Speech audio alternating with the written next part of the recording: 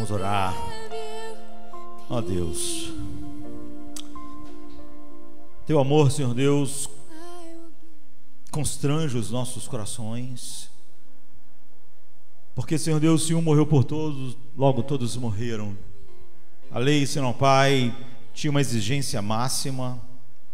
A lei, Senhor Pai, não tem nenhuma misericórdia. O salário do pecado é a morte. A morte foi exigida, uma morte, Senhor Pai, que tivesse o peso de uma punição eterna. E, Senhor Pai, toda essa maldição caiu sobre, Senhor Deus, o Teu Filho amado, e agora o amado dos nossos corações. Então, Senhor Pai, nós somos todos os dias constrangidos por esse amor, quando Ele enche nossa mente, e nós sabemos que Ele não pode encher a nossa mente, a não ser que diariamente a gente, ó Deus, mantenha Ele diante dos nossos olhos, enchendo os nossos corações. E nós sabemos que não temos outro lugar para ver a face do Teu Filho que não seja a Tua palavra. E quando nós contemplamos a face do Teu Filho, Senhor Pai, há uma beleza, há uma radiância de glórias e belezas tão profundas, e então nós vemos a Tua glória. E, Senhor Deus, se quando Moisés, Senhor Deus, sem aquilo que nós temos, contemplou algo da Sua glória, o rosto de Moisés brilhava, nós que contemplamos diretamente a Tua glória na face do Teu Filho, somos agora, Senhor Pai, como Paulo diz, luzeiros no mundo. Que nós possamos, Senhor Deus, nos banquetear com a Sua palavra, para sermos homens, Senhor Pai, não só que podem sobreviver nesse mundo mal. Nós somos chamados a tomar toda a nossa armadura, Deus. Nós somos homens para viverem com espada na mão, com a couraça da justiça, com o capacete da salvação. Nós precisamos estar com os pés calçados, Senhor Deus, com a preparação do Evangelho, da paz. Nós precisamos ser homens, Senhor Pai, não que conseguem, Senhor Pai, ó Deus, mal sobreviver neste mundo, mas sermos pessoas que estão lutando neste mundo e que podem, Senhor Pai, estar firme, não nos dias mais fáceis, mas no dia mau, no dia em que há uma conjuntura, Senhor Pai, de males, Senhor Pai, que nos cercam, e trevas, e que nos atingem. A Tua palavra diz para que possais estar firmes no dia mau, e havendo feito tudo, ou seja, tudo que glorifica o Teu nome, continuarmos firmes. É o que nós queremos. Então, Senhor Pai, alimente, Senhor Deus, nossos corações, ó Deus, com o tutano, Senhor Pai, da Tua palavra, para que nós tenhamos, Senhor Pai, gozo, alegria, paz, força, para mostrar, Senhor Deus, a Tua beleza na escuridão do nosso mundo. É o que nós Te pedimos em nome de Jesus. Amém. Hoje de manhã nós estamos sobre adoração, olhando para o Salmo 95, e Agostinho diz assim: o meu pecado, nas suas confissões, não é? Até quase 30 anos, Agostinho, meio como Salomão em Eclesiastes, não com a dimensão que Salomão, não é? Já que ele não tinha esse poder e grandiosidade, riqueza, mas tentou de todas as formas maximizar todo tipo de prazer e, enfim, mergulhar em tudo que o pecado pode dar. E Agostinho diz assim: meu pecado foi este. Ele tinha uma visão tão profunda do que o pecado é, né? tão mais profunda do que grande parte das pessoas. Ele disse: o meu pecado foi este, que eu procurei prazer, beleza e verdade, não nele, mas em mim mesmo e em suas outras criaturas. E essa procura levou-me ao sofrimento, à confusão e a toda espécie de erro, sem nenhum descanso. Essa é a verdade, essa é a descrição do pecado. E se o pecado é que ele tentou encontrar toda sorte de prazer, segurança, paz, identidade em tudo que não era Deus, então isso é o que é o pecado. Então, qual é o oposto do pecado? O que caracteriza alguém que não está, como Paulo diz, vocês não estão mais debaixo da lei, por isso o pecado não tem mais domínio sobre vocês. O pecado, como Agostinho descreveu. Então eu quero ler com os irmãos Jó, capítulo 22, do verso 24 ao 26, que diz: se puseres o seu ouro no pó, seu ouro puro de Ofir entre as pedras da torrente, então o Todo-Poderoso será o teu tesouro e a tua preciosa prata, pois então você vai se deleitar no Todo-Poderoso e elevar a sua face diante de Deus. Ou em outra versão que diz: se lançares ao pó as suas pepitas de ouro, o seu ouro puro de Ofir ser lançado por ti nas rochas do rio, então o Todo-Poderoso será o seu ouro, será para você prata seleta. É certo que você achará então todo o teu prazer no Todo-Poderoso e erguerá a face para Deus. Essas palavras estão sendo ditas por alguém, por um dos amigos de Jó. O nome dele é Elifaz. E Jó, como nós sabemos, havia perdido 10 filhos. Nós não temos ideia, mesmo que outro dia eu estava dizendo que John Owen teve 11 filhos e ele sobreviveu a todos os filhos. Então é duro você ver quando John Owen escreve como ele enterrou os seus 11 filhos durante a vida. Mesmo assim, John Owen não perdeu os seus 11 filhos num dia só. Mas essa história, nós sabemos que Jó perdeu os 10 filhos, que eram adultos já. Alguns casados, todos num só dia, numa só tragédia.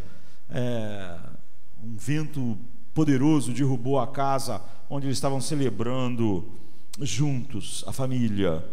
E ele também perdeu todo o gado dele, ou estava morto ou foi roubado.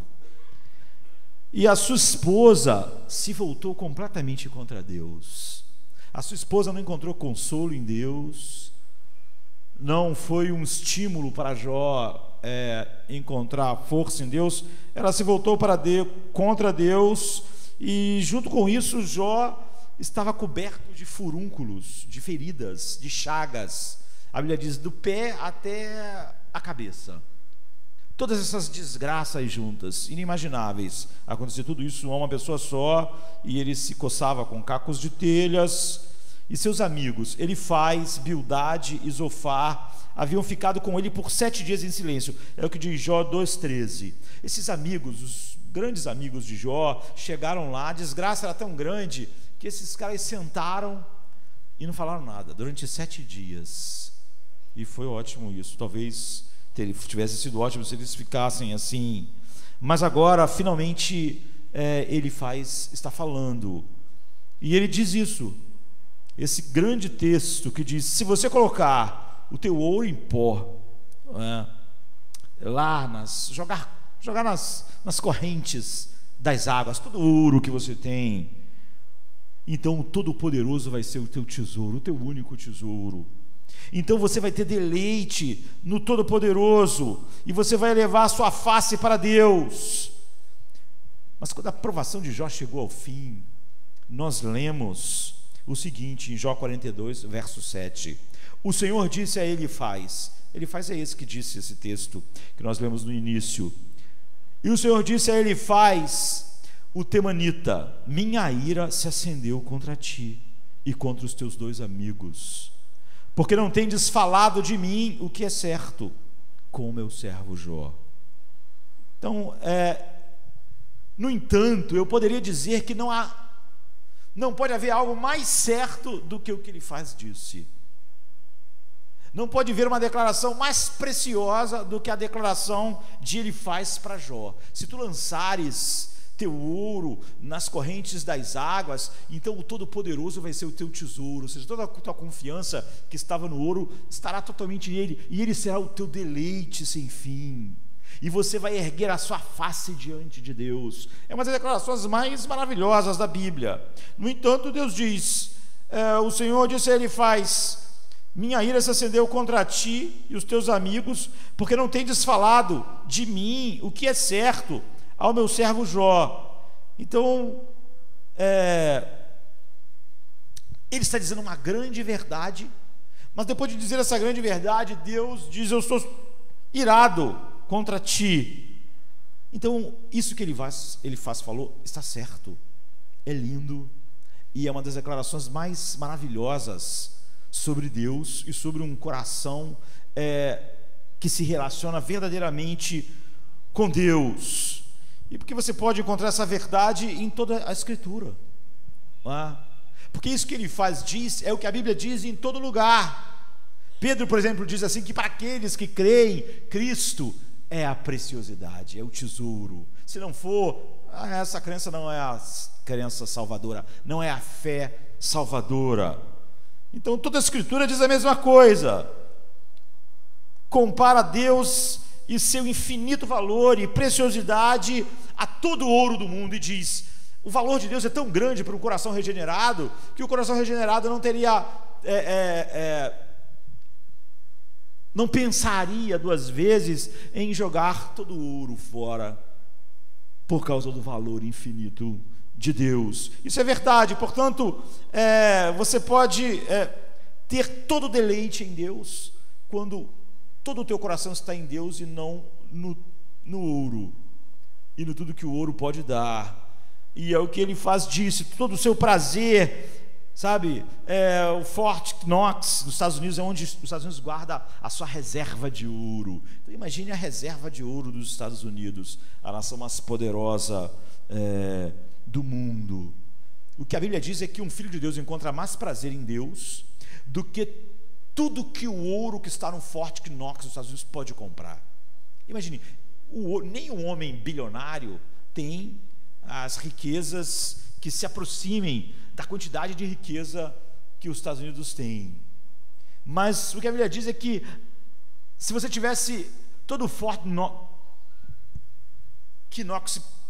como posse, e você é um homem regenerado, você não acharia que aquilo pode comprar nada nem próximo do deleite que você tem em Deus. Eu não gosto nunca quando na internet, em qualquer lugar, você vê cristãos brincando, dizendo: Deus é maravilhoso tudo, mas ter dinheiro também é bom, não sei o quê, porque parece que isso não é brincadeira. Parece que aquela pessoa realmente acha que a vida dela seria melhor se ela tivesse mais dinheiro, o que contraria aquilo, por exemplo, que nós fizemos aqui nesta noite. Eu não acho que isso seja uma brincadeira. Quando a Bíblia diz que as pessoas mais abençoadas do mundo, em Hebreus, eram aqueles que estavam nas cavernas, perseguidos, sem nada, a Bíblia não está fazendo poesia, ela está dizendo que realmente aquelas pessoas são as mais felizes do mundo, mais feliz do que Nero sentado em seu trono. Então, quando a gente diz isso brincando, a gente realmente diz que falta em nós um prazer que o dinheiro daria. Eu não sou contra que a pessoa tenha tanto dinheiro quanto Deus tenha dado a ela pelo seu trabalho, não importa a quantidade, não é? Mas esse tipo de declaração mostra que, de fato, a pessoa pensa que ela ou teria algo mais se ela tivesse mais, ou terá menos se ela por acaso em algum momento tiver menos. Então é melhor ver cristãos verdadeiramente dizendo o que Abacuque disse, do que dando essa ideia de que Jesus é maravilhoso, mas Jesus mais dinheiro é mais maravilhoso. Jesus mais bens me faria mais feliz, porque isso realmente é uma ofensa final ao valor infinito de Cristo. É você colocar isso que eu vou dizer não é grau de comparação, porque não tem grau de comparação. É você dizer: minha esposa e mais um verme me faz mais feliz do que só a minha esposa. Eu não penso que alguém acharia que isso é um elogio, não é? E multiplica isso por infinito e você tem o que Deus fez. Então, no entanto, quando ele falou essas palavras do valor infinito de Deus, do prazer em Deus, do deleite em Deus, Deus está virado. Por quê? Porque ele usou isso como uma acusação contra Jó. No verso precedente ele diz: se voltares ao Todo-Poderoso, serás edificado, se você remover a injustiça para longe das tuas tendas. Elifaz e seus amigos não podiam conceber que Jó fosse um homem que amava Deus e que se deleitava em Deus, mais do que todo ouro, que fosse um homem que se deleitasse somente em Deus, porque se ele tivesse se deleitado em Deus assim, na cabeça de Elifaz, Deus nunca deixaria aquelas desgraças acontecer a Jó. Porque um homem que realmente fez de Deus o seu tesouro, Deus não vai deixar essas desgraças acontecerem. Essa é o que ele faz, isso é o que ele faz, está falando. E nisso eles estavam completamente errados. Você vê, o Deus está virado com eles, porque eles pegaram a verdade mais preciosa e a transformaram em uma acusação cruel contra o homem que amava Deus, que se deleitava em Deus, e que realmente tudo sobre a vida dele era exatamente apontando para o oposto disso. Mas eles não acreditavam que um homem que amasse totalmente a Deus e que fizesse de Deus o seu deleite pudesse estar experimentando todas aquelas desgraças. Portanto, eles estavam errados e Deus ficou irado contra eles. Então eu quero dizer para vocês, antes de nós olharmos mais, cuidado com meias-verdades, cuidado com verdades misturadas com erro.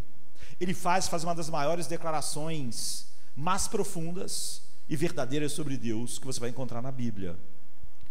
Mas a razão pela qual eu estou começando chamando a atenção disso, porque eu vou pregar exatamente sobre as palavras de Elifaz, e eu quero falar sobre a verdade que ele declarou, e eu quero que você esteja ciente de que é possível para mim, e é possível para você, falar sobre a verdade de Deus de uma forma que Deus fique irado conosco, que Deus sinta um profundo desprazer conosco, como acontece aqui. Eu quero aumentar a sua vigilância, eu quero aumentar a minha vigilância enquanto você ouve o que nós vamos dizer. Eu quero que você perceba que toda vez que você ouve alguém falar algo que é verdadeiro sobre Deus, mas que mistura isso com coisas falsas, tudo que essa pessoa tem é o desprazer de Deus. Porque você vê, ele faz uma grande declaração teológica a respeito de Deus. Você podia dizer, isso que ele faz está dizendo uma das maiores declarações teológicas, era verdade. Mas ele misturou isso com uma teologia falsa, de que se um homem ama muito a Deus, e Deus ama muito esse homem, desgraças não acontecem na sua vida. E grandes desgraças então não acontecem de jeito nenhum. E isso é uma teologia falsa. Isso é uma mentira a respeito da realidade daqueles que realmente amam a Deus. E quando ele pegou aquele grande verdade de Deus e misturou com essa teologia falsa, ele não ganhou metade da aprovação de Deus, ele ganhou a ira de Deus. As coisas verdadeiras podem ser ditas com meias verdades. Alguma doutrina pode ser dita, a doutrina sobre o valor infinito de Deus aqui estava certa. Mas a doutrina de que alguém que tem a Deus como seu valor final e é amado por Deus não experimenta aquilo que Jó estava experimentando é uma mentira, era uma mistura de uma declaração verdadeira, uma doutrina verdadeira com uma doutrina falsa. Então as coisas verdadeiras podem ser ditas com meias verdades se uma doutrina é misturada com uma outra doutrina falsa. As coisas verdadeiras podem ser ditas de uma forma orgulhosa. As coisas verdadeiras podem ser faladas de maneira cruel. Coisas verdadeiras podem ser ditas em desequilíbrio com outra verdade. Ou seja, eu posso falar toda a verdade sobre justificação, mas aí eu pego e digo que aquela pessoa justificada não tem nada de sobrenatural agindo nela, agindo em seu coração, em sua paz, em sua alegria. Então eu nego a doutrina da regeneração e o que ela faz no coração do homem. Então isso, eu peguei uma verdade e distorci uma outra doutrina, e agora o que eu tenho é uma grande mentira. Eu estou fazendo o que ele fez. É possível que um pregador cristão seja como ele faz. Não é só possível, mas é comum. Não aqueles que falam tudo errado sobre Deus, não. É possível um pregador ser como ele faz, em que ele faz declarações incríveis e verdadeiras sobre Deus, só para daqui a pouco misturar isso com uma declaração falsa a respeito de Deus. Isso é destrutivo. É possível alguém falar sobre o valor de Deus, da salvação, e misturar isso com legalismo, e misturar isso com moralismo, pegar uma grande verdade, falar coisas grandes a respeito de Cristo, denunciar outras coisas falsas, e depois misturar tudo isso com uma doutrina falsa. Então, eu estou sempre alerta, e acho que todos nós devemos estar sempre alertas, que é possível falar a verdade sobre a preciosidade de Deus, e nada pode ser mais elevado que isso, como ele fez, sobre se deleitar em Deus e Deus ser o nosso deleite, de uma maneira que enfureça a Deus se você misturar isso com mentiras sobre Ele. Se você fizer a declaração mais incrível sobre Deus e pregar uma determinada doutrina da maneira mais ortodoxa possível, e depois distorcer uma outra doutrina junto com essa, tudo que o homem tem é a fúria de Deus. Eu estou colocando sua mente em alerta, porque é muito comum nos nossos dias dizer assim: olha, está muita coisa ali errada, tem muita coisa boa. É o que nós podemos falar de Ele faz. Tudo que Ele falou sobre o valor infinito de Deus, o deleite de Deus, o prazer em Deus, é maravilhoso. Está certo que depois Ele ensinou todas essas coisas erradas a respeito de que se Jó fosse um homem que amasse Deus, e Deus ama Jó, os filhos de Jó não teriam morrido naquele desastre, e ele não estaria coberto de furúnculos da cabeça, a planta dos pés. Ele misturou, ele falou: essa parte ele está errado, mas aquele está bom, então a gente vai fazer um peso. Deus ficou furioso, disse que eles iam morrer, porque o erro se torna mais pernicioso quando é misturado com algumas verdades. Quando alguém ensina um monte de coisas erradas, tudo fica tão claro e evidente, mas quando alguém fala coisas verdadeiras sobre Deus, principalmente sobre o valor de Deus, como você deve buscar Deus só pelo valor que Ele tem, é sobre isso que Ele está dizendo, e mistura isso com mentiras sobre Deus, isso se torna perigoso ao máximo.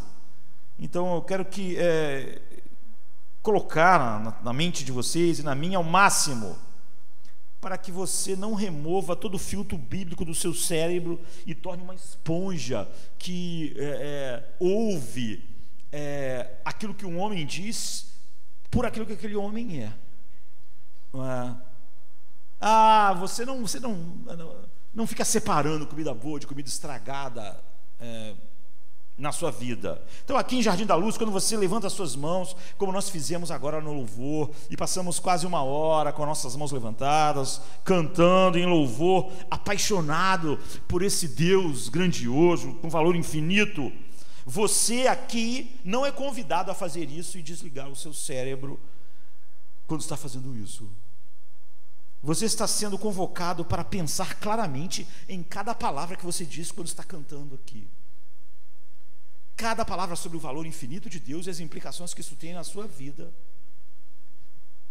em como realmente nós nesse mundo podemos experimentar as coisas mais terríveis, se isso vai glorificar mais a Deus, como no caso de Jó. Você está sendo convocado para pensar claramente sobre a verdade da letra dos hinos que você canta e as implicações que isso tem para a sua vida amanhã, e você está sendo convocado a sentir profundamente a beleza de Cristo em cada culto que nós celebramos. E isso é verdade sobre essa mensagem que nós agora estamos pregando. É importante que nós possamos dizer, como Paulo, quando foi se despedir dos irmãos de Éfeso e Mileto: eu preguei toda a verdade de Deus. Eu não preguei muito essa doutrina e aquela outra eu não preguei, ou então eu distorci aquela outra. Ele disse: eu preguei toda a verdade de Deus. Você vê que quando alguém não faz isso, como ele faz, ainda que ele tenha feito uma declaração incrível, ele misturou isso com o erro. E Deus disse: a minha ira se levantou contra você, porque você disse coisas falsas sobre mim.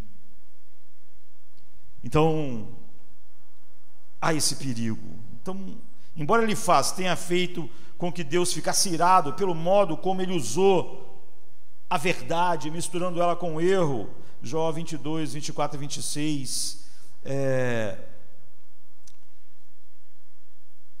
é uma dessas declarações mais profundas a respeito de Deus, e eu quero que a gente medite nela nessa noite de uma maneira que Deus não se ire conosco. Eu não quero falar sobre nenhuma doutrina de uma maneira que Deus se ire comigo, porque misturo ela com outras coisas que não são verdade a respeito dele, e nem quero minimizar, como é muito comum hoje falar: ele fala muitas coisas boas e verdadeiras e algumas coisas erradas. Deus não faz isso, nem nós devemos fazer, se levamos Deus assim realmente a sério. Então, se você colocar o teu ouro no pó, o Todo-Poderoso será o teu ouro. Você não pode ter o teu ouro e Deus ter o seu ouro. Se o ouro não tiver esse valor para você, então Deus vai ter.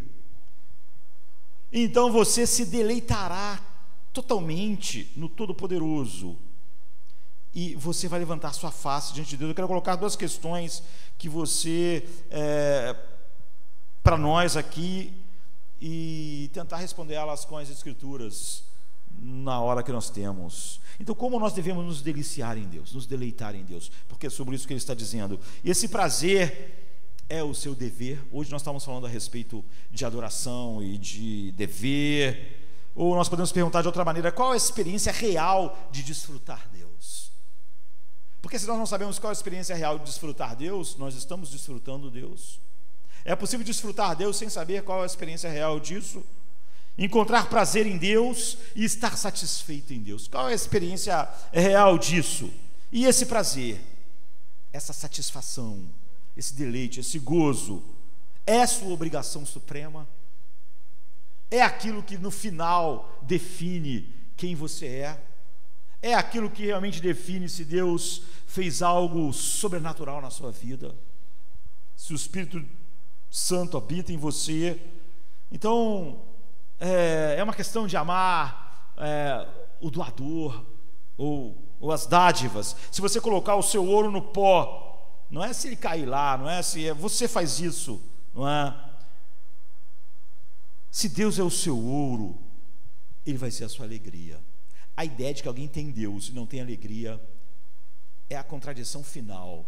Apesar de cada vez mais nos púlpitos as pessoas dizem que alguém pode ter Deus como seu tesouro e não ter alegria. Mas isso é totalmente impossível. Se Deus é o teu ouro, Ele vai ser a tua alegria. Não tem como o seu ouro, a coisa mais valiosa para você, não ser a sua alegria. As pessoas não têm alegria porque elas perdem o que é mais precioso. Então Jesus diz assim em Mateus 6:21: onde estiver o teu tesouro, ali vai estar o teu coração, vai estar os teus afetos, vai estar o teu deleite, vai estar o teu prazer. Onde tiver o teu ouro, onde tiver o teu tesouro. Isso quer dizer, se Deus for o teu tesouro, Ele vai ser o seu prazer, Ele vai ser a sua alegria. É o que o tesouro faz para o coração. Não estamos falando aqui de gozo dos dons de Deus, você vê, mas do próprio Deus. Essa foi a grande questão entre Deus e Satanás e Jó. Apesar de Jó na história nunca saber essa questão. A questão toda era: Jó amava a Deus pelo que Deus é. Deus era o ouro de Jó. Deus era o deleite de Jó, ou era o que Deus dava a Jó? O que fazia Jó ser uma pessoa que tinha uma alegria cheia de glória? Era aquilo que Deus deu a Jó? Ou era Deus?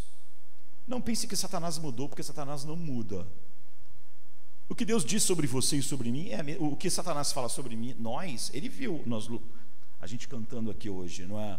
A questão toda de Satanás é: eles te amam porque tu dá tudo a eles, porque eles estão saudáveis, ou por causa daquilo que tu é? Então Jó amava a Deus somente pelos seus dons ou não? Ouçam o argumento de Satanás, que continua e continua. Nós cantamos aqui hoje, o argumento de Satanás vai estar amanhã.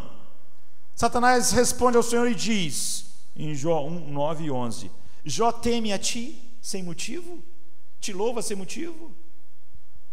Tu não colocaste uma cobertura ao redor dele e da sua casa e tudo que ele tem por todos os lados? Tu não está protegendo ele? Tu abençoaste o trabalho das mãos dele e suas posses aumentaram, e ele ficou rico na terra. Mas estende a tua mão e toca em tudo o que ele tem, e ele vai te amaldiçoar. Ele não vai se deleitar em ti. Satanás não disse isso só de Jó, ele está dizendo isso de todos nós aqui. Essa pessoa que cantou hoje aqui no culto, ela se deleita em ti? Tire dela amanhã aquilo que ela acha importante, e ela vai se alegrar em ti, ela vai se deleitar em ti. É verdade que eles te amam? Em outras palavras, Jó só teme e ama a ti porque tu dá muitas coisas a ele. Satanás estava errado sobre Jó, e eu espero que Satanás esteja errado sobre nós. apesar dele ser o nosso acusador. Eu espero que ele esteja errado sobre todos nós, como ele estava sobre Jó. Então, quando todos os filhos de Jó estavam mortos e todo o seu gado se foi, tudo que ele tinha, como se você perdesse milhões no mesmo dia. Jó viveu numa época que ele não tinha dinheiro em banco, sua riqueza estava toda nas suas posses, ele não tinha mais nada. Era como se você fosse um dos caras mais milionários do mundo e houvesse a quebra da bolsa, algum tipo de crise assim, e de um dia para o outro você, de milionário, ficasse sem nada, e seus filhos morressem, enfim. E a Bíblia diz em Jó 1, 20 e 21: Jó levantou-se, rasgou o manto e raspou a cabeça, caiu no chão e adorou a Deus. Frustrou Satanás, né? E ele disse: nu saí do ventre da minha mãe e nu voltarei. O Senhor me deu, o Senhor tirou, bendito seja o nome do Senhor.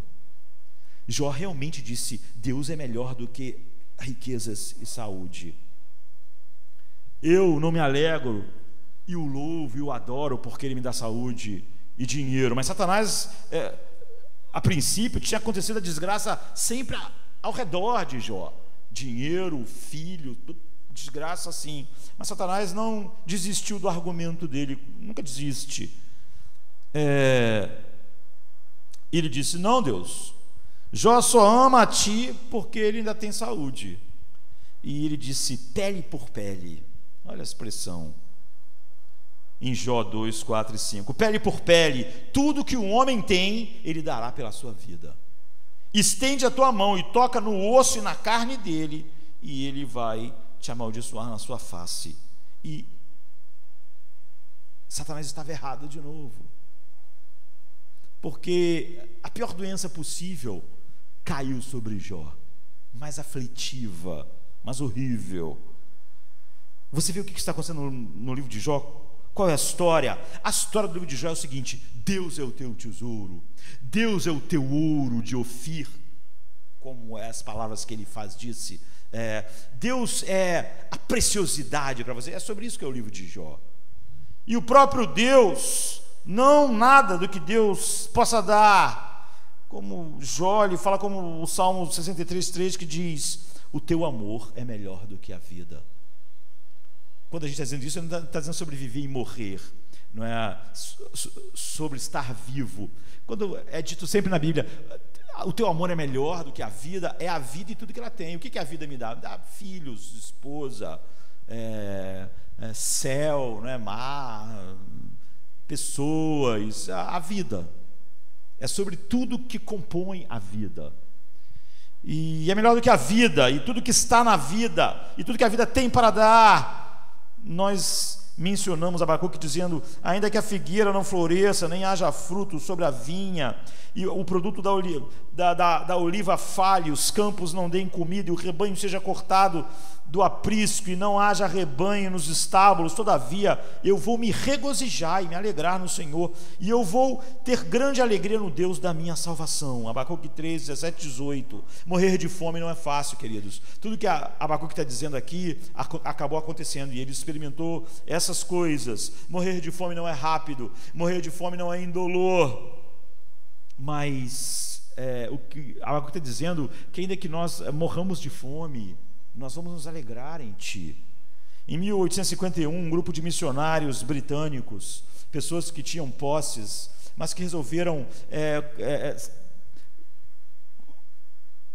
evangelizar aqui na Terra do Fogo, na América, no sul da América do Sul, índios, e eles fizeram um planejamento que falhou, porque houve problemas de suporte, o navio que ia levar suprimento para eles não chegou, e eles ficaram sem o que era necessário para passar o inverno, e todos eles morreram de frio. Todas aquelas pessoas que deixaram tudo na Inglaterra e juntaram os seus recursos e foram tentar pregar aqui, morreram. E uma das pessoas se chama Richard Williams, que era um cirurgião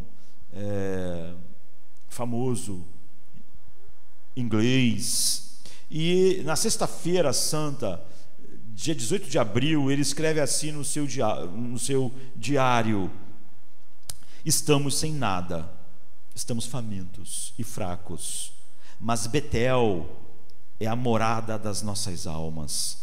Citando Jacó, que disse: Deus está nesse lugar e nós não sabíamos, e ele chamou Betel, não é? Então ele diz: estamos sem nada, estamos famintos, estamos fracos, mas Betel é a morada das nossas almas, e sabemos e sentimos que Deus está aqui. E as pessoas foram morrendo sem comida, sem os recursos necessários. E a última vez que ele escreve no diário, na quarta-feira, 7 de maio. Você vê, como eu disse, morrer de fome é uma coisa lenta. E a última vez que ele escreve, então, é no dia 7 de maio, 20 e poucos dias depois. Ele diz assim, na quarta-feira, 7 de maio: se algo impedir, e esta for a última coisa que eu escreverei, que todos os meus antes queridos na Inglaterra, em casa, pai, mãe, filho, todo mundo, tenham certeza de que eu estava feliz de maneira indescritível quando escrevi essas últimas linhas, e não mudaria a minha situação com qualquer homem vivo no mundo. Você vê, esse homem, ele não estava cantando só o que Abacuque diz num culto, ele estava morrendo de fome. Essas são suas últimas palavras. A resposta de Jó a tudo isso não foi perfeita. Não é que Jó teve uma resposta perfeita, porque na Bíblia nenhum ser humano tem respostas perfeitas a todas as situações, porque Deus está exatamente nos santificando através de todas essas situações. Mas Jó nunca deixou de mostrar que Deus era o seu tesouro. E ele teve que ser repreendido por Deus, com um grande discurso que Deus faz a ele, porque Jó em alguns momentos lutou contra porque ondas sobre ondas.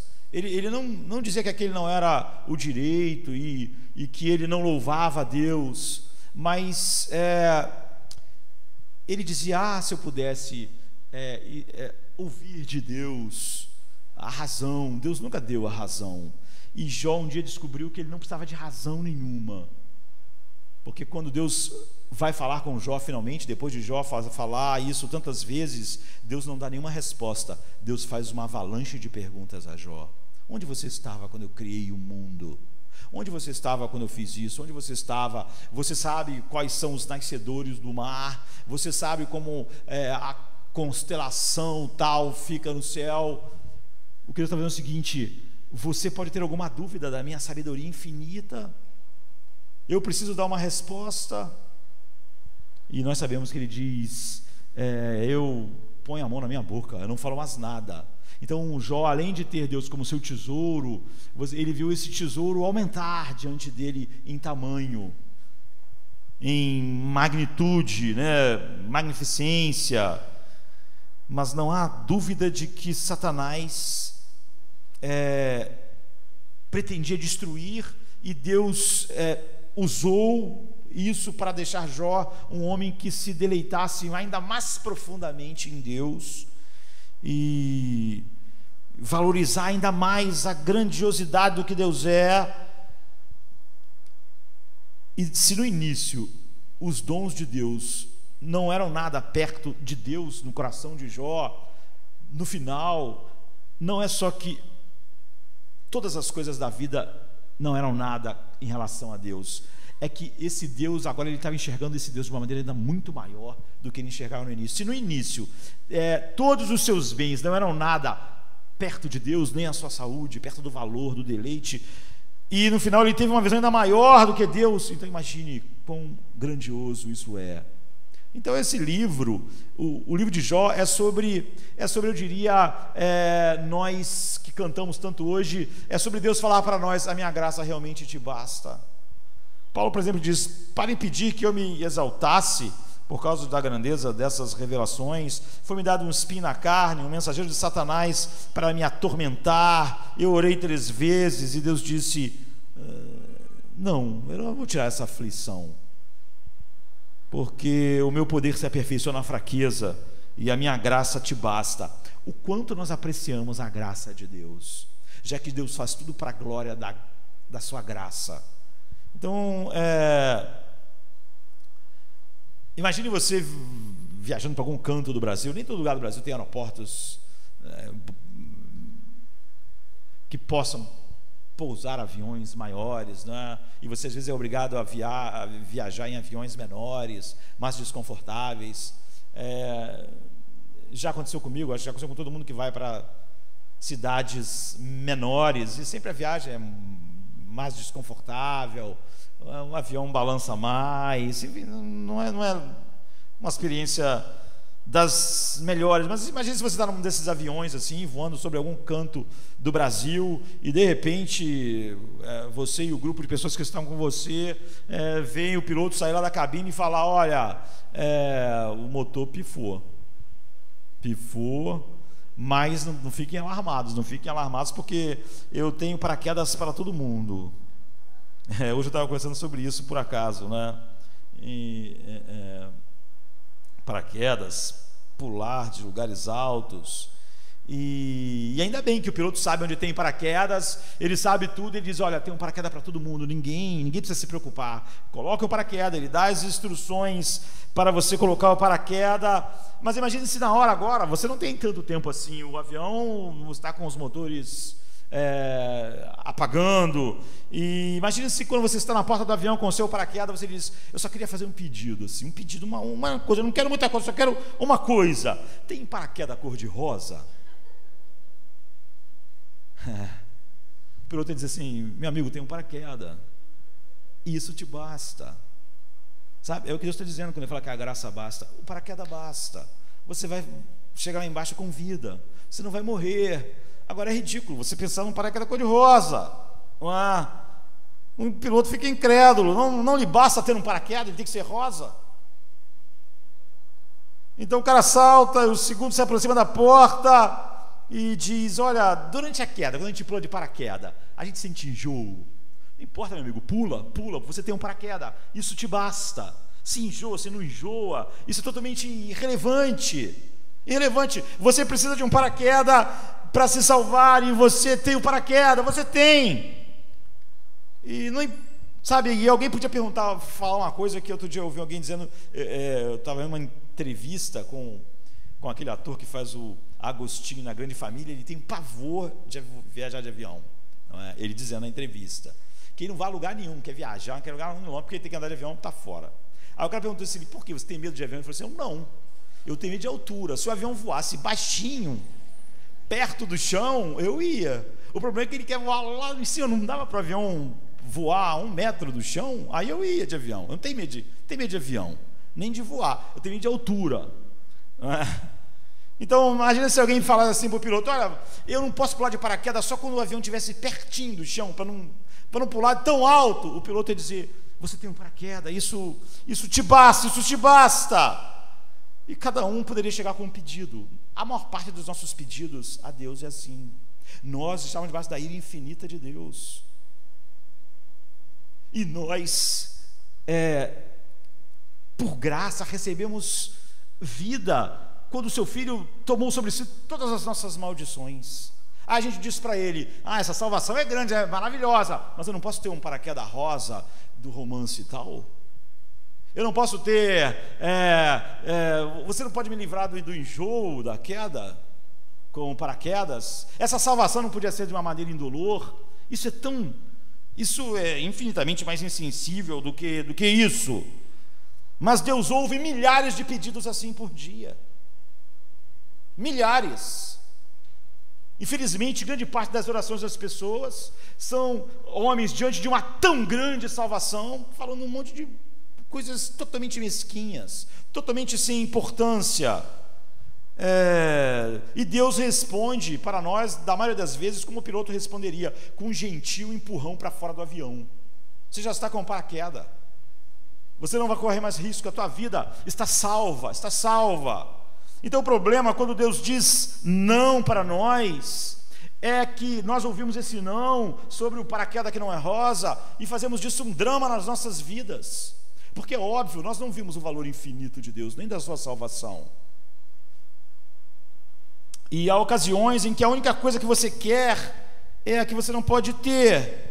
E você pensa, eu não estou sendo exigente, é só essa coisinha, não estou sendo exigente, é só o paraquedas rosa, eu não estou pedindo uma coisa tão difícil. Você está apenas obedecendo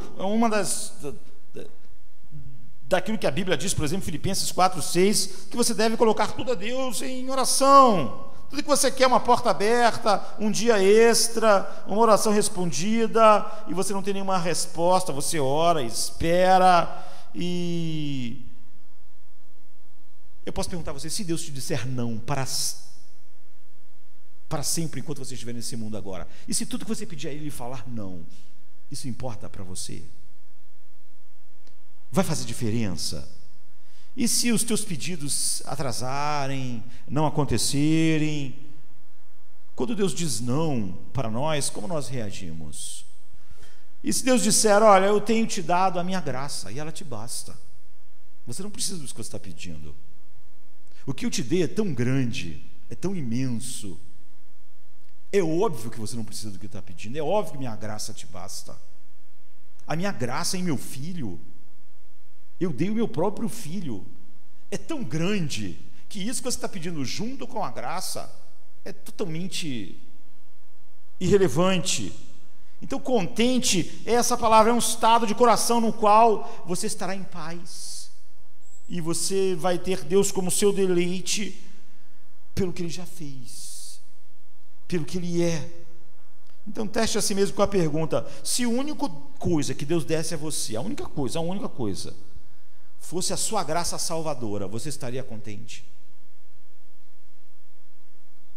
E se você diz nessa noite que você tem a graça salvadora, então você está contente.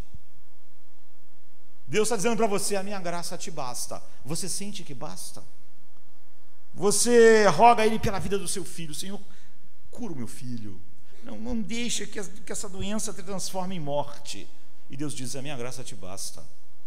Você pleiteia a Ele para manter o seu negócio de pé, para que a sua empresa não vá à falência, ou então para que a sua empresa, a empresa que você trabalha não esteja na crise que te mande embora. Você lhe implora para remover o câncer do seu corpo, e a resposta dele é, minha graça te basta. Você fica satisfeito. Veja bem, da perspectiva celestial, a graça é algo tão grande que vai ser o motivo da adoração por toda a eternidade. Do ponto de vista celestial, a graça sempre basta. Nossos corações, quando entram em consonância com o coração de Deus, como o de Paulo, chegam ao mesmo lugar. Paulo não disse, então eu vou aceitar, já que tu não vai tirar os pingos, que a graça basta, vou fazer o quê? Ele disse, então eu me gloriarei nas minhas fraquezas, para que a tua graça mais abundantemente se manifeste na minha vida. Então, se Deus salvasse a tua alma e a minha alma, e depois disso deixasse a gente viver como um leproso numa ilha até morrer, Deus estaria sendo injusto.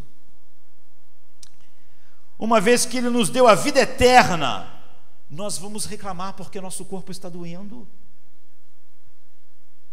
Nós vamos reclamar porque a maneira de nós sairmos desse mundo será dolorosa ou não? Ou nós não temos ideia do que Ele nos deu em seu próprio Filho, ou nós achamos que um paraquedas rosa é a coisa mais importante do mundo, e é óbvio que nós não vemos o valor. Então é por isso que Lutero disse em determinado momento, Senhor, que ele estava enfermo, sofrendo muitas dores. Lutero, em sua declaração famosa, ele diz, Senhor, se tu salvou a minha alma com a tua graça, malhe o meu corpo quando quiser.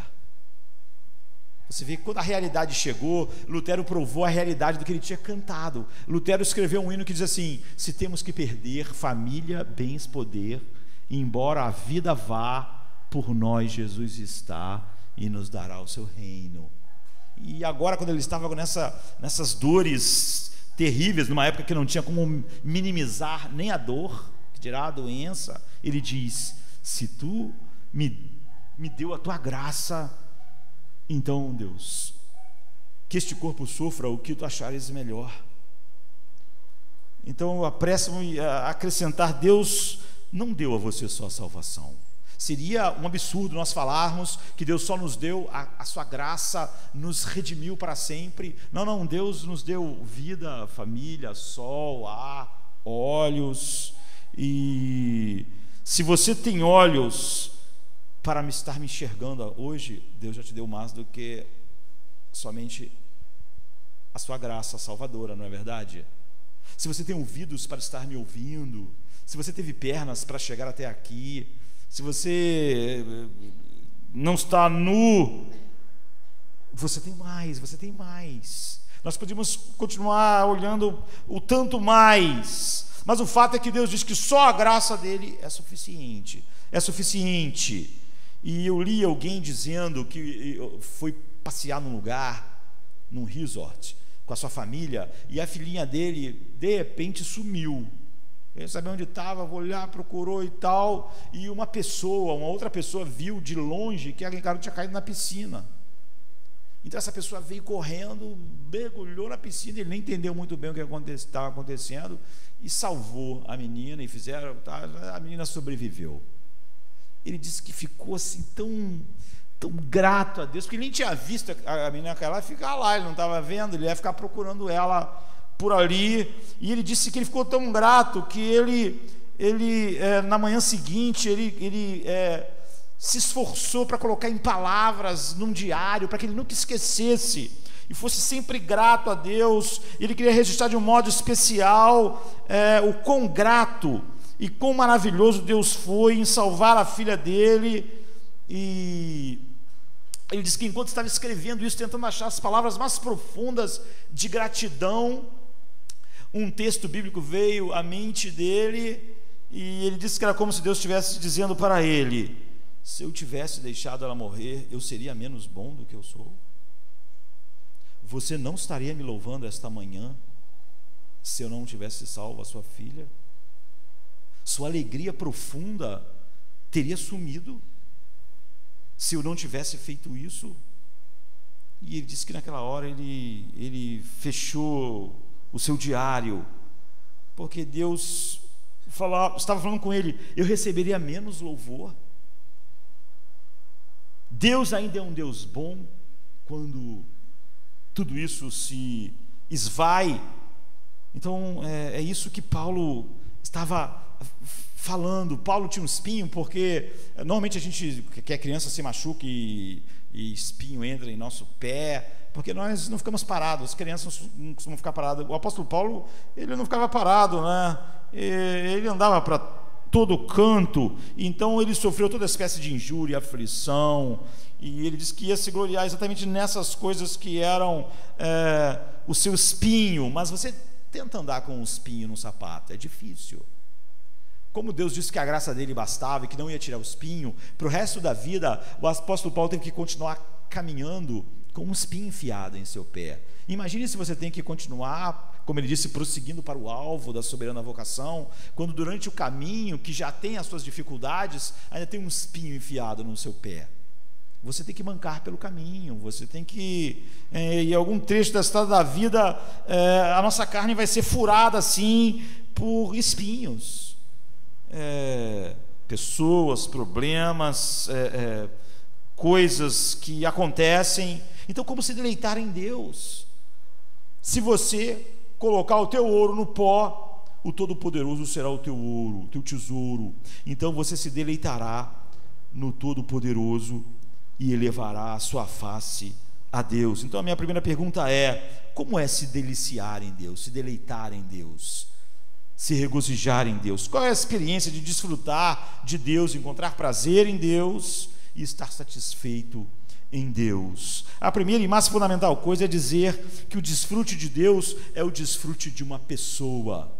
Esse é o problema das pessoas. As pessoas escutam um sermão e elas gostam às vezes do sermão, mas desfrutar Deus não é gostar de um sermão, é gostar e amar uma pessoa. Nós amamos a Bíblia porque a Bíblia é a mente de Deus, não é porque nós gostamos de um livro.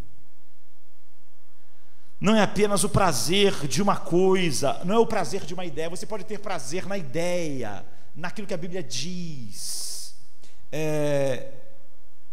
ou num padrão de ação. Deus é uma pessoa. E quando a gente fala sobre se deleitar em Deus, nós estamos falando sobre se deleitar em uma pessoa. Então eu me pergunto se você já ponderou que por toda a eternidade passada sempre houve alguma realidade, não é? Que eternamente, sem nunca ter tido início, Deus estava lá. Eu planejava mostrar nessa noite como o fato de Deus estar lá eternamente não é só uma declaração simplesmente de fé. Se nós pensássemos filosoficamente, seria fácil mostrar que essa é a única opção racional e que a mente humana pode chegar racionalmente, e todo o resto terá que ser irracional. Mas o tempo não vai deixar eu falar sobre isso, porque é um pouco complexo para falar em 10, 15 minutos a respeito disso. Mas pense que eternamente, sem nunca ter início, sem ter começo, nunca houve um tempo em que Deus não estava lá em sua plenitude. Nenhum conjunto de circunstâncias, nenhuma condição, nenhuma influência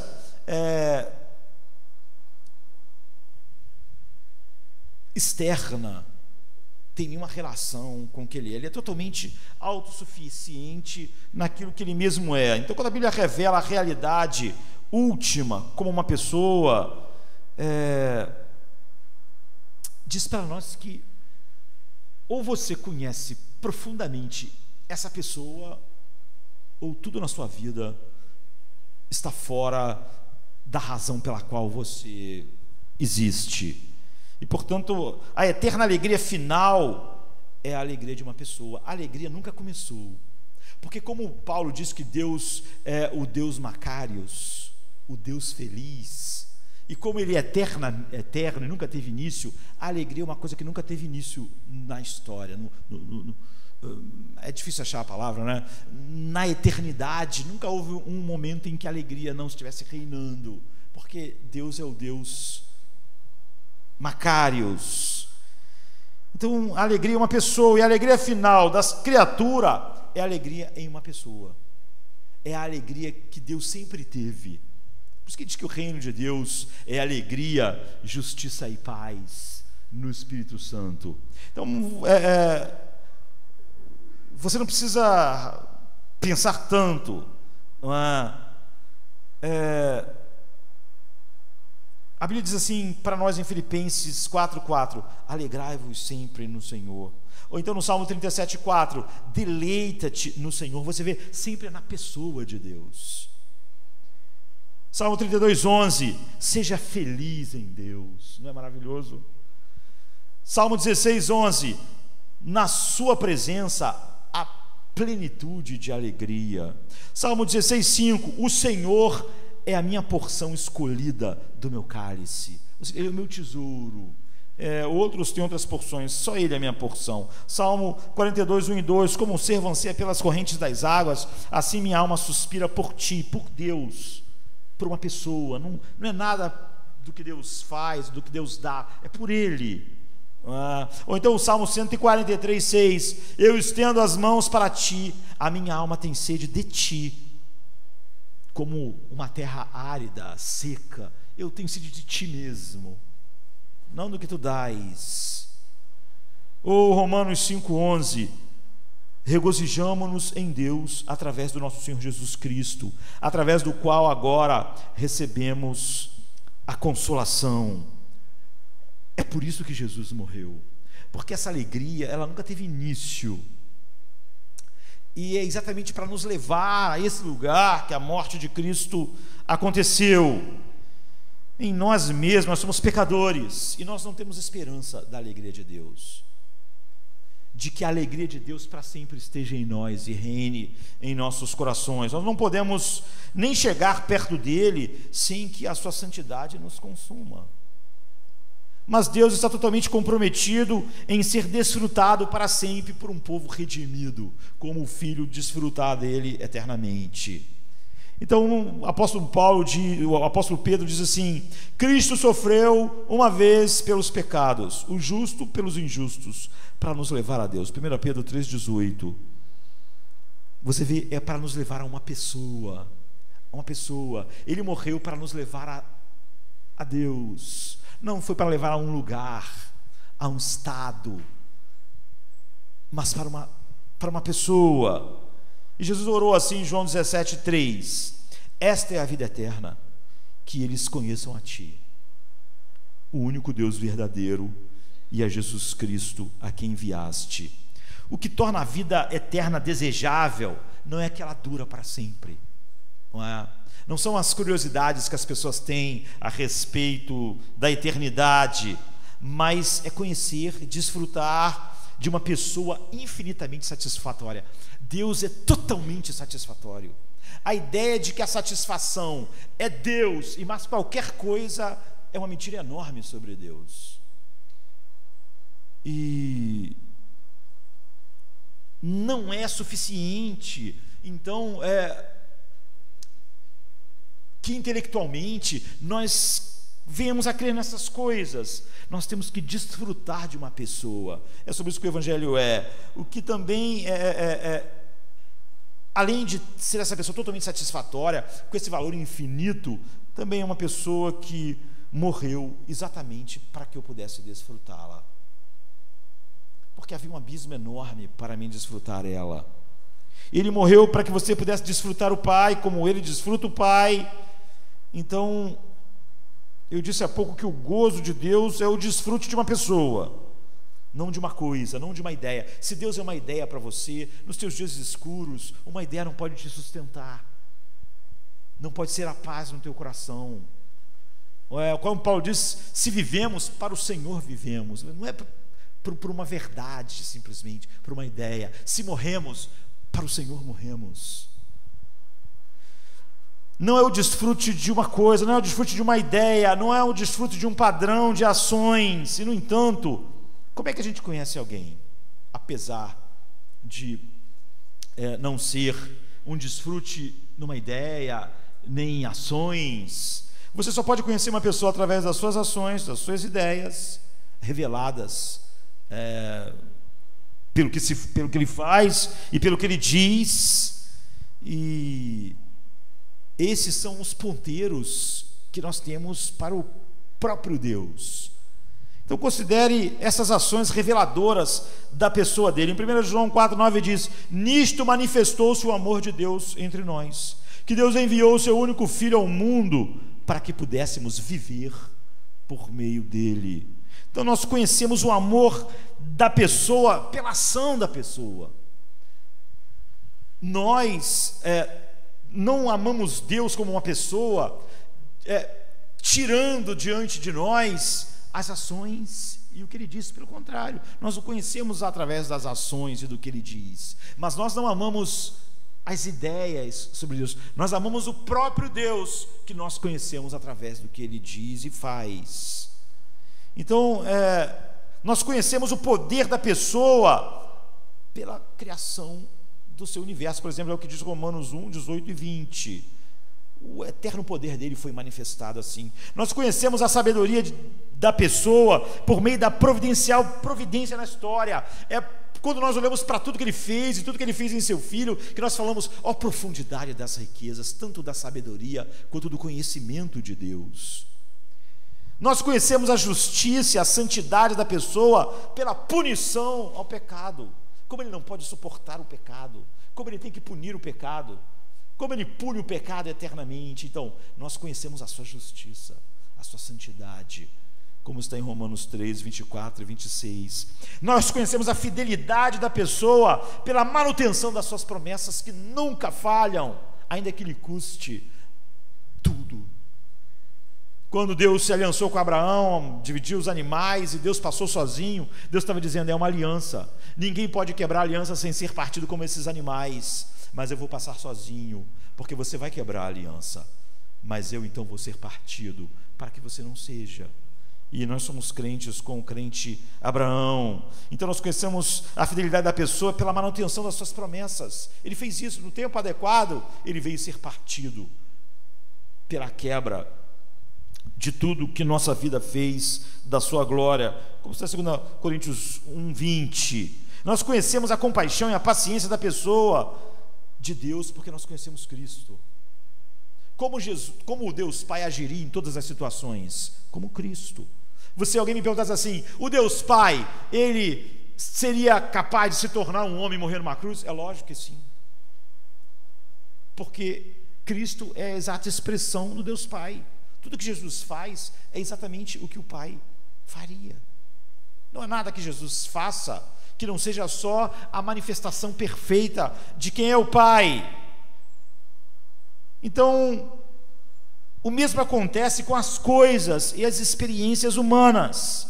Tudo que Deus fez, nós conhecemos Deus pelo que Ele fala, pelo que Ele fez, e nós conhecemos Deus por tudo que Ele nos cercou. Não há nada à sua volta que não seja para mostrar algo a respeito de Deus. E quando você perde isso, você perde a razão de ser daquelas coisas. Tudo que Deus fez foi para mostrar de Deus. Nós sabemos algo sobre a doçura da amizade, da comunhão com Deus, por causa da doçura do mel. Então Deus fez o mel doce, então, para que quando nós ouvíssemos sobre a doçura da comunhão com Deus, nós tivéssemos uma ideia do que isso é. Nós sabemos algo da riqueza sustentável de Deus, como Deus nos sustenta, como Ele sustenta a nossa paz, como Ele sustenta o nosso homem interior, por causa do pão. Ele criou o pão e fez nós vivermos nos alimentando de pão, para nos ensinar como Ele é a riqueza sustentável final da nossa alma. O pão é uma metáfora dele. Nós sabemos algo sobre o refrigério da sua comunhão, o que a palavra refrigério ia significar para nós. Então Deus criou a água e a sede, e nós bebemos, e nós sentimos o refrigério que é a água para nós quando nós estamos sedentos. Então agora nós podemos entender o que Deus é como um refrigério para a alma. Quando Davi diz, refrigera a minha alma, isso não teria sentido se Deus não tivesse criado a água e nos feito sentir a necessidade da água e o que ela produz quando a gente bebe. Então Ele criou a água para nós entendermos como Ele é um refrigério para as nossas almas eternamente. Nós conhecemos algo das profundezas pessoais e intensas, extraordinárias, de sentir prazer em outra pessoa, através da relação sexual que Deus criou, para apontar o prazer que você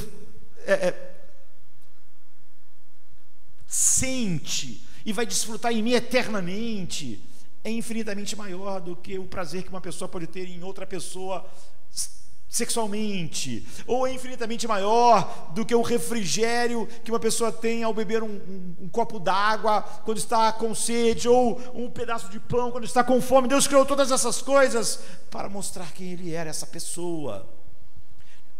Nós sabemos algo do calor do seu afeto, porque nós nos lembramos de ser segurados pelas nossas mães em seu colo.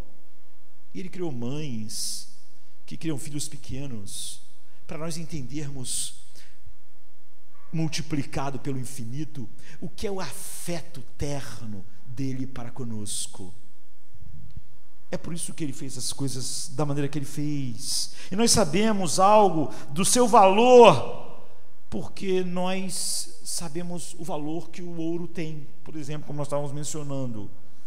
Então, todas as coisas que Deus criou é para nos mostrar algo da sua pessoa, do valor infinito dela.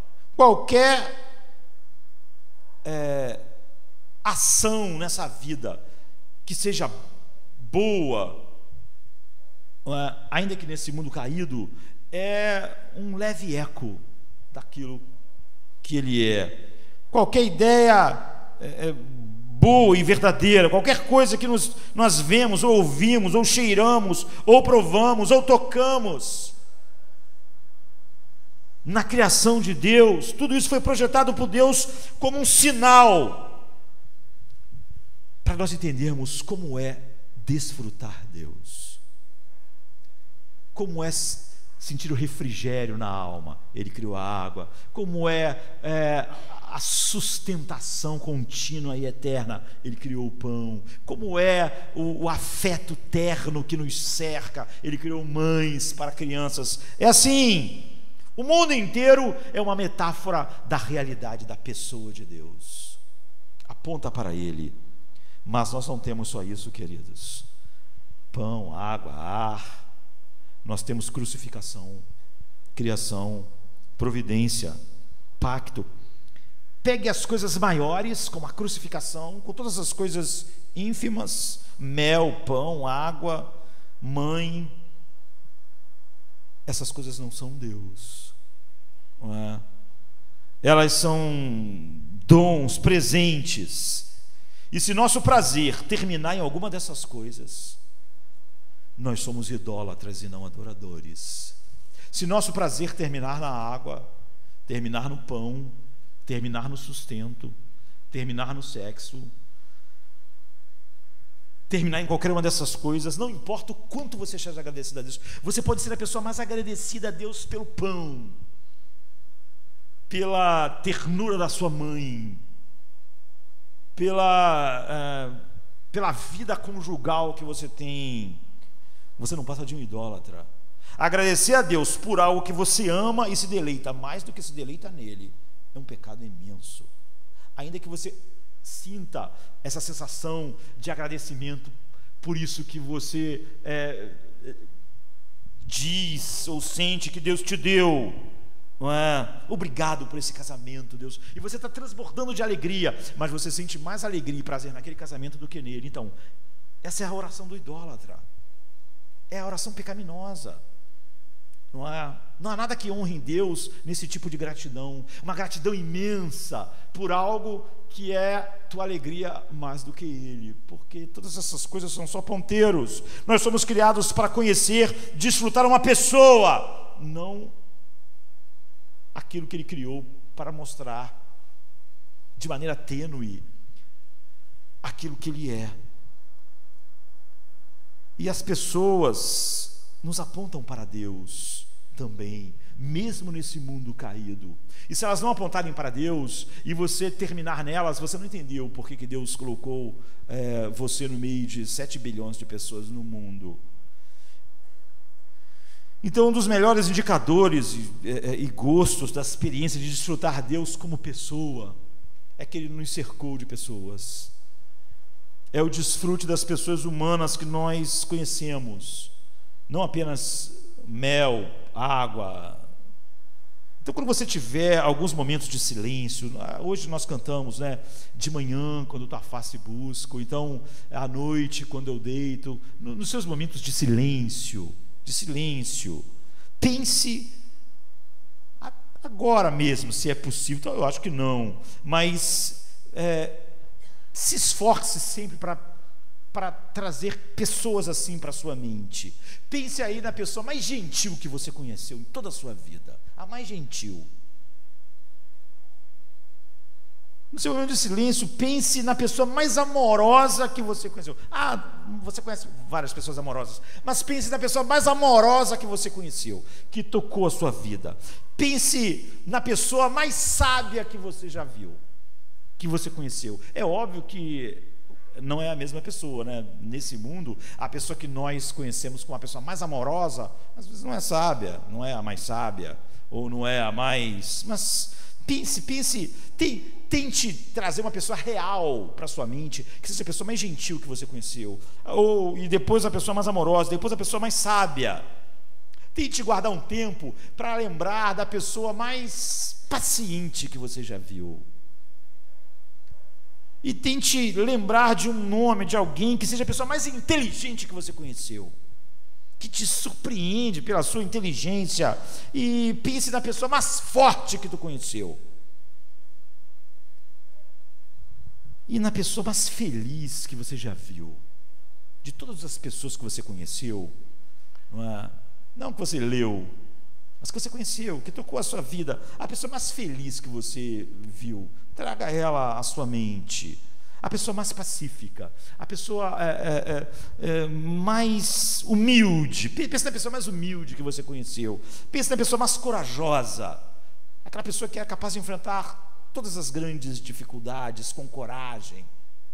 Pense nela. Você vai ter que pensar num monte de pessoas, porque na sua vida uma pessoa tem uma característica de ser extremamente gentil, mas ela não é muito corajosa. Mas aquela lá que você conhece é a pessoa mais corajosa que você conhece, mas ela não é uma pessoa tão doce e gentil. Então pense nos seus momentos de meditação, gaste um tempo tentando lembrar alguém com cara, nome e CPF, que seja a pessoa mais articulada, a pessoa que tem o melhor senso de humor que você já viu,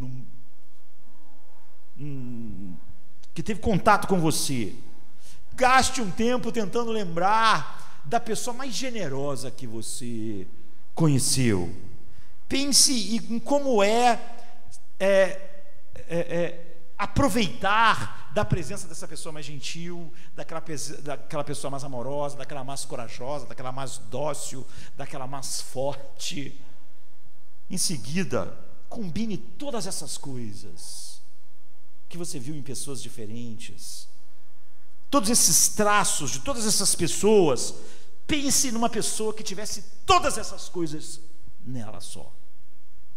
Como eu disse, você teve que pensar, e você vai ter que fazer isso, que a pessoa mais corajosa que você conhece não é a mais amorosa, não é a mais gentil, não é a mais forte. Mas pense então, depois de você pensar em todas essas qualidades que estão em várias pessoas que você conheceu, pessoas diferentes. Agora pense em todas essas qualidades habitando numa só pessoa,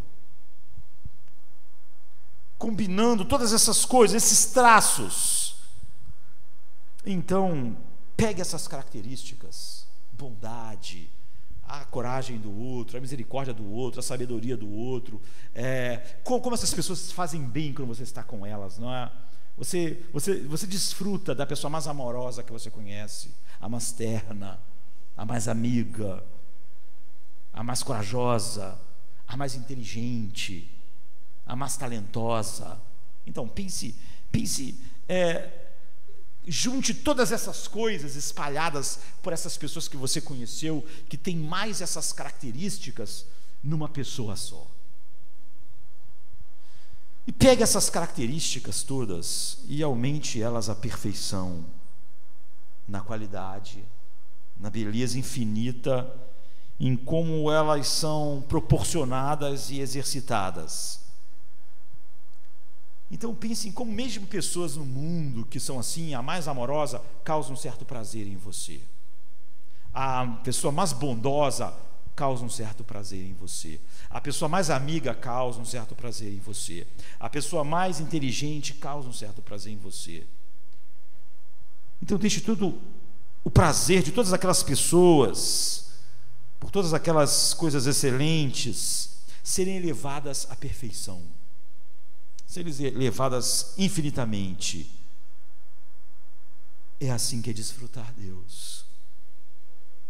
É todas essas qualidades numa só pessoa, de maneira perfeita. Agora, uma pessoa que não se delicia em Deus e se deleita em Deus, conhece Deus? É possível você pensar numa única pessoa todas essas qualidades, mas não só todas essas qualidades. Você é capaz de admirar e se deleitar na ternura de uma mãe, mesmo que ela não tenha as outras qualidades. Agora, seria possível que todas essas qualidades estivessem numa pessoa, mas não só numa pessoa só, perfeitamente, e que você estivesse diante dessa pessoa, conhecesse essa pessoa, e ela não fosse todo o seu prazer? É óbvio que não. Assim é desfrutar Deus. Se você me perguntar, pastor, como é se deleitar em Deus? É assim. Você tem tudo para saber se você se deleita em Deus. Então, eu te dou uma sugestão de como será desfrutar Deus. Se você me perguntasse como é desfrutar Deus plenamente, é assim. Então, ore para que o Espírito Santo te leve a isso que é um milagre, você realmente desfrutar Deus, mas faz parte do milagre que acompanha todos aqueles que Ele redimiu, porque foi para isso. Quando Jesus disse, eu morri para levar vocês ao Pai, é para levar vocês a uma pessoa assim, e é impossível vocês conhecerem o Pai, que eu conheço o meu Pai, e vocês não terem alegria infinita nele como eu tenho, porque Ele é essa conjunção de belezas infinitas, numa só pessoa. E o Pai diz, o meu filho, todas essas belezas, todas as coisas criadas juntas, e todas as coisas, o mel, a água, o ar, e essas pequenas qualidades, ainda que no mundo caído, elevadas ao infinito, define o que o meu filho é. É impossível olhar para ele, se relacionar com ele, e ele não ser o seu tesouro, e você não estar pronto a jogar o seu ouro nas águas do rio. Ou você falar, ainda que de uma maneira brincalhona, mas que revela lá a verdade, de que você precisaria somar alguma coisa a ele. E essa é a minha resposta para, se alguém me perguntar como nós nos deliciamos em Deus. Você vê, não é a delícia numa ideia, numa doutrina, num sermão, numa verdade. É um deleite. O nosso maior dever porque se você conhecer ou estiver contemplando uma pessoa assim e não tem deleite nela, esse é o coração do demônio.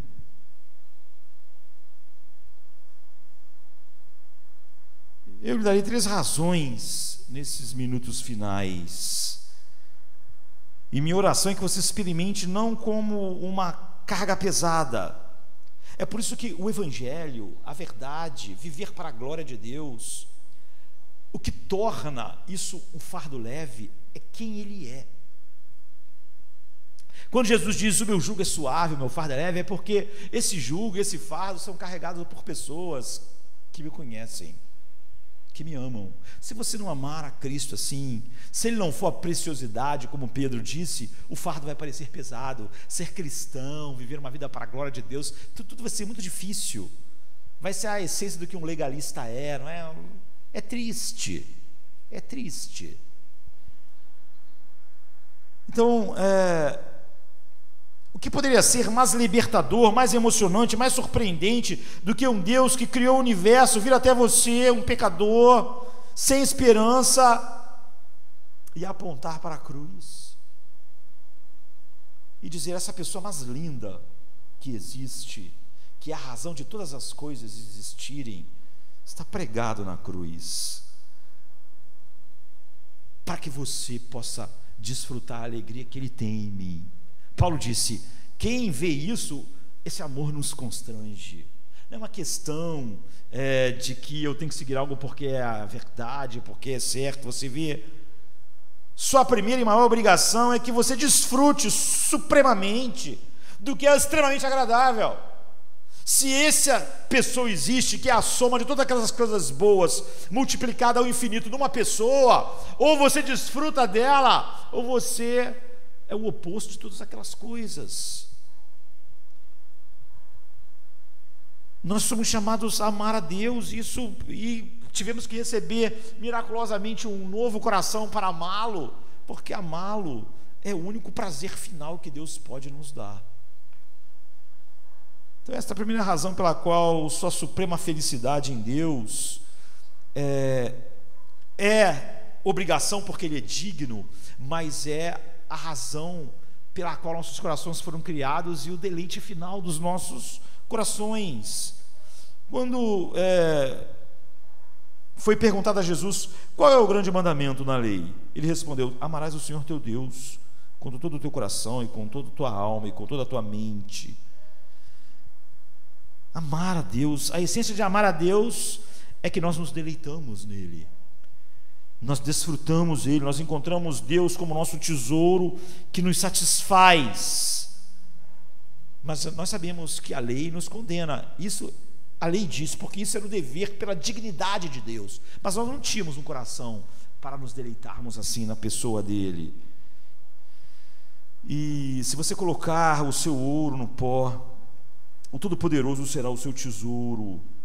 Então você se deleitará e terá prazer no Todo-Poderoso e elevará a sua face a Deus. Então amar a Deus não é trabalhar para Deus. Amar a Deus não é fazer algo para Deus. Amar a Deus é, antes de mais nada, ter um deleite profundo em Deus. Jesus disse assim em João 14,15: se você me ama, guardará os meus mandamentos. Você vê? Ele não disse que amar a Ele é guardar seus mandamentos. Muitas pessoas, por não ter um coração para se deleitar em Deus, elas dizem: não, amar a Deus é obedecer a Deus. Mas é óbvio que não é. Nós podemos obedecer por razões diversas a alguém sem amá-lo. Jesus não está dizendo me obedecer é me amar. Ele está dizendo: se você me amar, você vai obedecer. Amar não é o mesmo que obedecer. O amor vem primeiro, o deleite, o prazer, o gozo, o desfrute. Obedecer é o fruto. Se você me ama, aquilo que você vai se deleitar é me honrar. Obedecer é só o fruto do profundo amor, do profundo deleite. E é provavelmente por isso que Jesus colocou o coração em primeiro lugar. Amarás o Senhor teu Deus de todo o teu coração. Ele coloca primeiro as fontes da nossa vida, não é?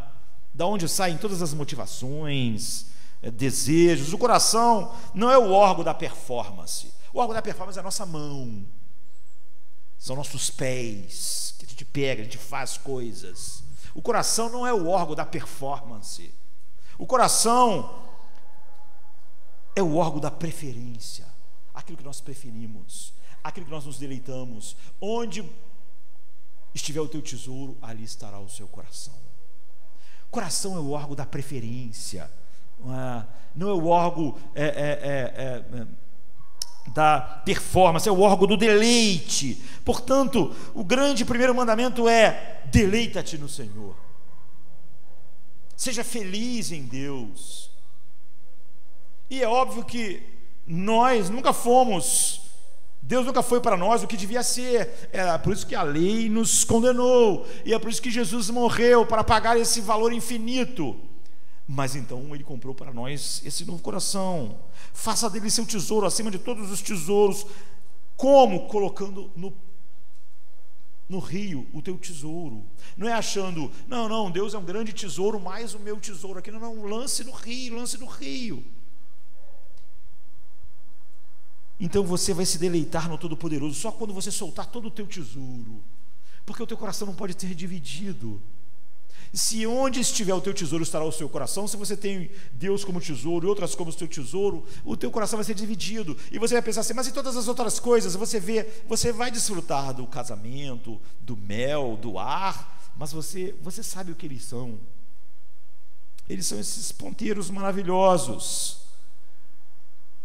A segunda coisa, você só ama os outros porque ama a Deus. É por isso que nada a ideia de que fazer algo por outros seres humanos agrada a Deus simplesmente como algo horizontal. Não, o segundo mandamento, ele flui de Deus. Se você amar outro ser humano não por causa de Deus, esse amor que você chama ser amor, não é nada mais do que pecado. É a valorização da criatura no lugar do Criador. Em outras palavras, se não há alegria adquirida pelo sangue em Deus, não pode haver um amor que exalta a Cristo sobre as outras pessoas. Se o amor que você tem sobre as outras pessoas não é fruto do deleite final que você tem em Deus, esse amor que você tem pelas outras pessoas é pecado, porque é mera idolatria. Você ama as pessoas, as criaturas, em detrimento do Criador. Não tem nada a ver com Ele esse amor. E Jesus diz que ambos são essenciais, mas um como o resultado do outro. Então é por isso que o homem que não tem Deus como seu tesouro, ele pode dar o seu corpo para queimar, e isso é como o sino que tine naquilo que ele fez pelas pessoas supostamente que ele deu o seu corpo para queimar. Então, 2 Coríntios 8, de 1, 2, Paulo está descrevendo o amor que os cristãos macedônios mostraram pelos irmãos em Cristo, que estavam passando por uma grande necessidade, por causa da perseguição, enfim. Paulo diz assim: queremos que vocês saibam, irmãos, sobre a graça de Deus que foi dada entre as igrejas da Macedônia, pois em um teste severo de aflição, sua abundância de alegria e sua extrema pobreza transbordaram em uma riqueza de generosidade da parte deles. Você vê, Paulo diz, essas pessoas elas não têm, elas também estão passando necessidades e aflições, mas a alegria em Deus nelas é tão grande que elas pegaram da sua pobreza e ainda ajudaram. Eles quiseram participar daquelas ofertas que nós levantamos, da sua pobreza, porque há uma abundante alegria neles, em Deus. E essa alegria não estava na prosperidade, porque diz que eles estavam em extrema pobreza. A alegria em dar vinha da sua alegria em Deus. E essa alegria não estava no consolo, porque eles estavam em grande aflição. A alegria não estava porque eles não estavam vivendo aflições, porque eles estavam em grande aflição. Essa alegria era miraculosa, Paulo diz, porque a graça abundou no coração deles, a graça que comprou essa alegria com o seu sangue, produzida pelo Espírito Santo, no Deus do Evangelho, que transbordou em meia aflição e a pobreza dele em grande alegria. Então eles, da sua pobreza, com júbilo por causa dessa alegria da sua pobreza, as igrejas da Macedônia alegremente cooperaram com o seu dinheiro. Isso é o amor que exalta Cristo. Você vê, é o amor que é o transbordamento da alegria em Deus que atinge as outras pessoas. Qualquer coisa que atinge as outras pessoas que não é fruto do amor que eu tenho por Deus, não é nada mais do que idolatria, não é nada mais do que valorizar mais a criatura do que o Criador. Portanto, a alegria em Deus é obrigação por causa da sua dignidade, mas o deleite em Deus é o nosso dever, porque Ele é totalmente lindo em todas as suas qualidades, como nós falamos para você pensar na pessoa mais amável, na mais doce, na mais amorosa, pensar todas essas qualidades de uma pessoa só e multiplicar pelo infinito, e aí você está tendo um retrato de quem Ele é e como não é trevas um coração que não sente um deleite profundo nessa pessoa. Porque amar a Deus é amar e se deleitar na pessoa dele, revelada perfeitamente em Cristo. Finalmente, para terminarmos,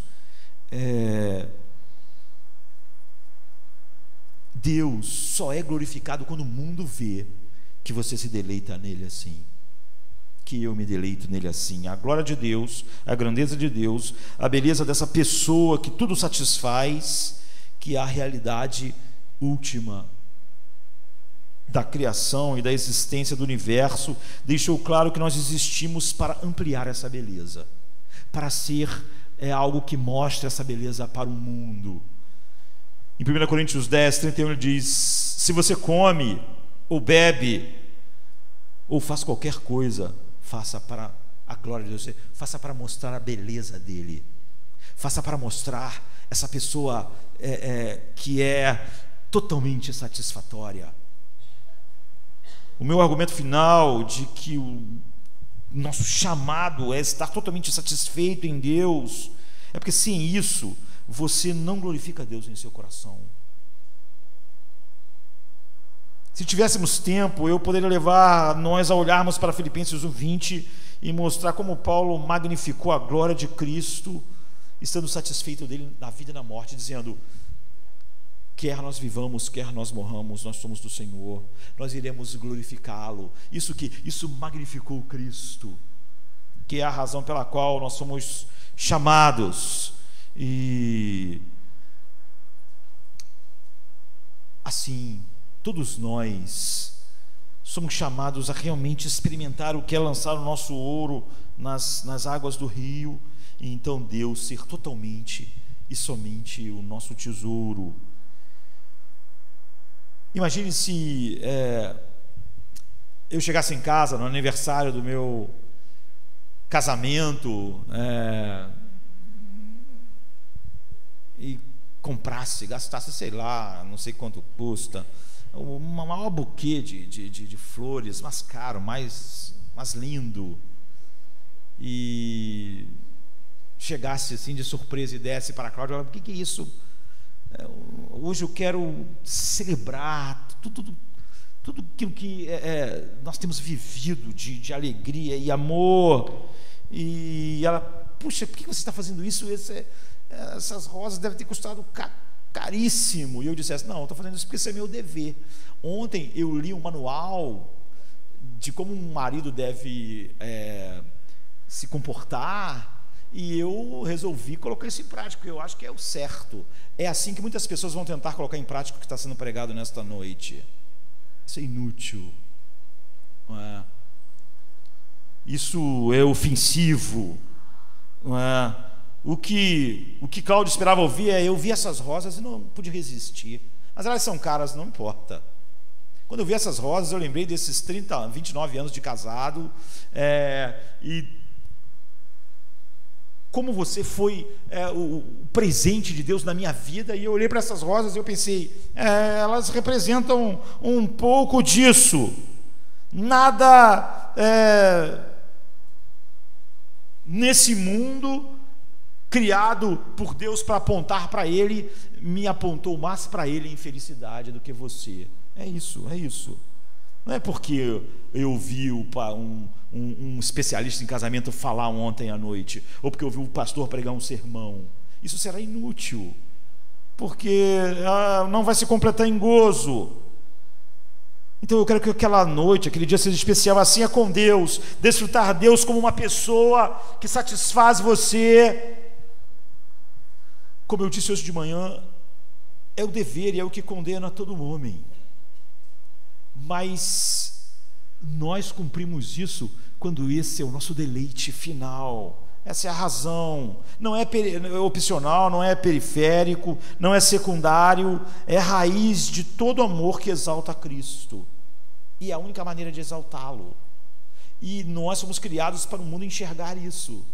Como nós trabalhamos, como nós criamos nossos filhos, como nós vivemos, como nós morremos, como nos comportamos no aniversário dos nossos filhos, e como nos comportamos quando eles estão na UTI, quando nos comportamos quando nós estamos como estamos aqui, e como nos comportamos quando estivermos na UTI amanhã. Assim, é por isso que nós existimos. Se puseres o seu ouro no pó, seu ouro puro de Ofir, entre as pedras das torrentes do rio, então, e só então, o Todo-Poderoso será o teu tesouro e tua preciosa prata. Pois então você realmente se deleitará no Todo-Poderoso e elevará a sua face diante da face de Deus. Se não for assim, Ele não é o seu deleite e você não está diante da sua face. Vamos ficar de pé, vamos orar. Pai, nada pode descrever as coisas que enchem um coração regenerado, porque o que enche o coração regenerado é a tua beleza. E se há uma coisa que se encaixa na nossa palavra indescritível, é o que tu és. Nós nos esforçamos, nós podemos tentar ir, Senhor Pai, ao máximo das nossas capacidades e do nosso vocabulário, mas nós sabemos que as riquezas das belezas de Cristo, como tua palavra diz, são insondáveis, são inescrutáveis. São belezas tão grandes que toda a eternidade, os bilhões de anos sem fim, foram projetados por Ti, decretados por Ti, exatamente como meio de nós cada vez conhecermos mais, nos maravilharmos mais e nos deleitarmos mais profundamente com tudo que vamos conhecendo cada vez mais a respeito dessa beleza. Que essa beleza inunde as nossas vidas, Que isso, Senhor Pai, faça cada ato de obediência apenas, Senhor Pai, ó Deus, o fruto desse amor. E que nós possamos, Senhor Pai, cada vez mais guardar tempo, pensar, Senhor Pai, em como pequenos homens pecaminosos que têm algum eco de beleza, de bondade, de misericórdia, de ser doce, de ser forte, e que como nesse mundo, Senhor Pai, tão escuro, pessoas assim são um certo conforto para o coração, um certo prazer para o coração. Nós possamos juntar todas essas coisas, Senhor Pai, para enxergarmos quem Teu Filho é, multiplicarmos por aquilo que é infinito, e então, Senhor Pai, não termos nada a não ser que ter uma alegria, Senhor Pai, indizível e cheia de glória na pessoa dele. Ficarmos felizes se a nossa morte irá glorificá-lo. Ficarmos felizes se Tu, Senhor Pai, decidir que a forma com que nós vamos morrer será uma maneira de testemunhar a beleza dele, o valor dele, como ele é suficiente. Que nós possamos viver assim, que possamos morrer assim, para que possamos eternamente desfrutar assim de tudo que Tu és para nós, em Seu Filho amado. É o que nós Te pedimos, em nome de Jesus. Amém, queridos, amém.